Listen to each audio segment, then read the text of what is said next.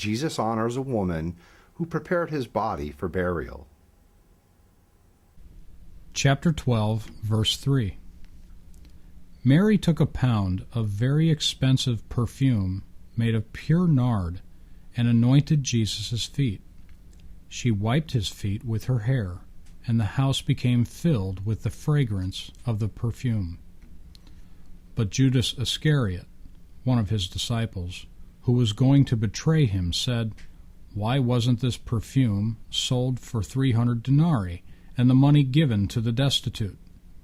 He said this not because he cared about the destitute, but because he was a thief. He was in charge of the money bag and would steal what was put into it. Then Jesus said, "Leave her alone, so she can observe the day of my burial, because you will always have the destitute with you, but you will not always have me." Jesus here equates his death to a grain of wheat. Chapter 12, verse 23. Jesus said to them, "The hour has come for the Son of Man to be glorified. Truly, I tell all of you with certainty, unless a grain of wheat falls into the ground and dies, it remains alone. But if it dies, it produces a lot of grain." Jesus foretells the effect of his crucifixion. Chapter 12, verse 30. Jesus replied, "This voice is for your benefit, not for mine.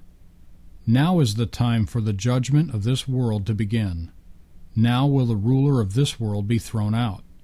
As for me, if I am lifted up from the earth, I will draw all people to myself." Jesus prophesies about his death. Chapter 12, verse 35.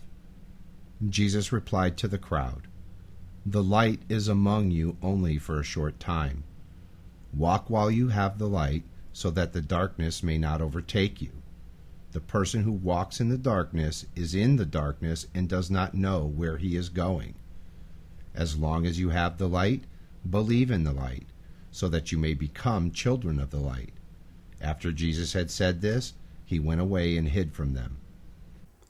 Jesus foretells of his death and resurrection. Chapter 13, verse 33. "Little children, I am with you only a little longer. You will look for me, but what I told the Jews, I now tell you. Where I am going, you cannot come." Verse 36. Simon Peter asked him, "Lord, where are you going?" Jesus answered him, "I am going where you cannot follow me now, though you will follow me later on." And now for a What Jesus Said up-close question.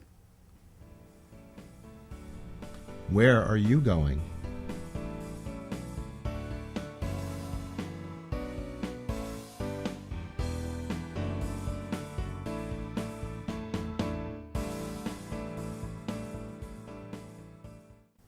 Here, Jesus explains his death and resurrection to his followers. Chapter 14, verse 28. "You have heard me tell you, I am going away, but I am coming back to you. If you loved me, you would rejoice that I am going to the Father, because the Father is greater than I am. I have told you this now, before I leave, so that when I do leave, you will believe. I will not talk with you much longer, because the ruler of this world is coming. He has no power over me, but I am doing what the Father has commanded me to let the world know that I love the Father. Get up, let us leave this place." Jesus continues to explain his death and resurrection to his followers. Chapter 16, verse 5. "But now I am going to the one who sent me. Yet none of you asks me, 'Where are you going?' But because I have told you this, sorrow has filled your hearts. However, I am telling you the truth. It is for your advantage that I am going away, because if I do not go away, the Helper will not come to you.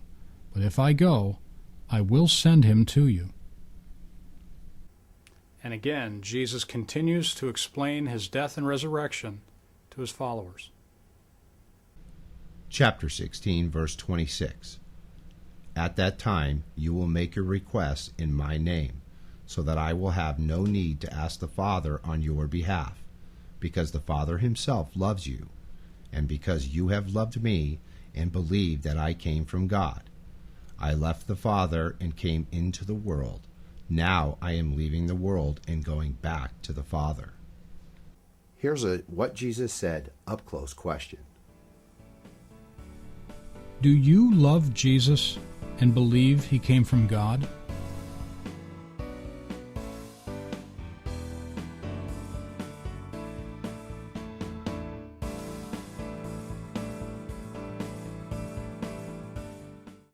Jesus willingly submits to his impending death. Chapter 19, verse 6. When the high priests and the officials saw him, they shouted, "Crucify him! Crucify him!"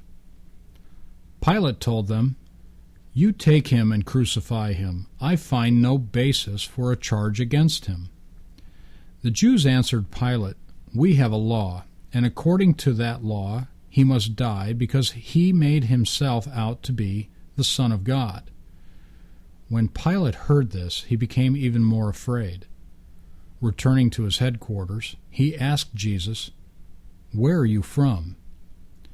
But Jesus did not answer him. So Pilate asked him, "Aren't you going to speak to me? You realize, don't you, that I have the authority to release you and the authority to crucify you?" Jesus answered him, "You have no authority over me at all, except what was given to you from above. That's why the one who handed me over to you is guilty of a greater sin." Jesus visits his followers after his resurrection from the dead. Chapter 20, verse 15. Jesus asked her, "Dear lady, why are you crying? Who are you looking for?" Thinking he was the gardener, she said to him, "Sir, if you have carried him away, tell me where you have put him, and I will take him away." Jesus said to her, "Mary." She turned around and said to him in Hebrew, "Rabboni," which means teacher. Jesus told her, "Don't hold on to me, because I have not yet ascended to the Father. But go to my brothers and tell them, I am ascending to my Father and your Father, to my God and your God." Jesus again visits his followers after his resurrection from the dead.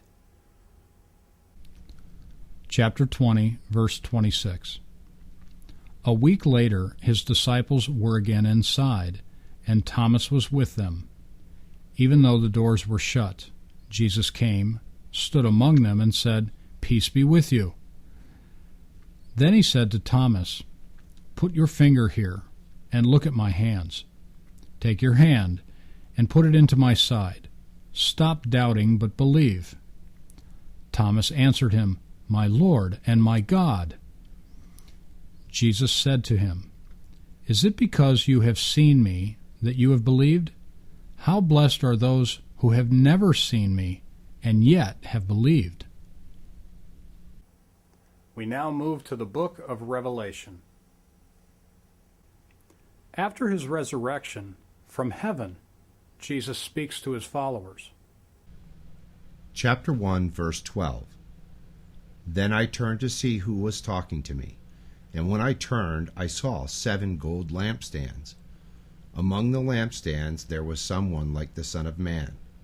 He was wearing a long robe with a gold sash around his chest. His head and hair were white like wool, in fact, as white as snow. His eyes were like flames of fire. His feet were like glowing bronze refined in a furnace, and his voice was like the sound of raging waters. In his right hand he held 7 stars, and out of his mouth came a sharp 2-edged sword. His face was like the sun when it shines with full force. When I saw him, I fell down at his feet like a dead man. But he placed his right hand on me and said, "Stop being afraid. I am the first and the last, the living one. I was dead, but look, I am alive forever and ever. I have the keys of death and Hades.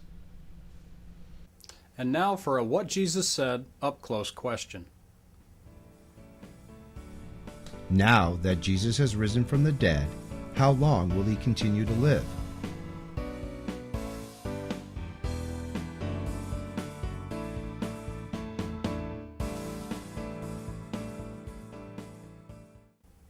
And now some final What Jesus Said up-close questions. Did Jesus know what was going to happen to him before it actually happened?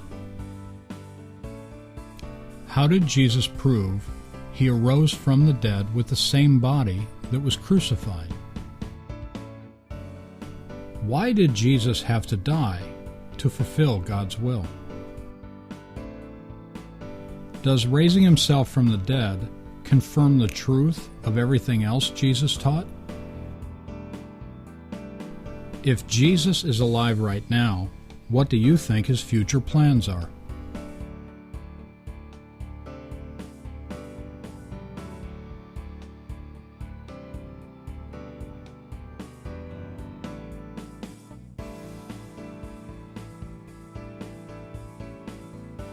Well, Scott, that concludes what Jesus said about his death and resurrection.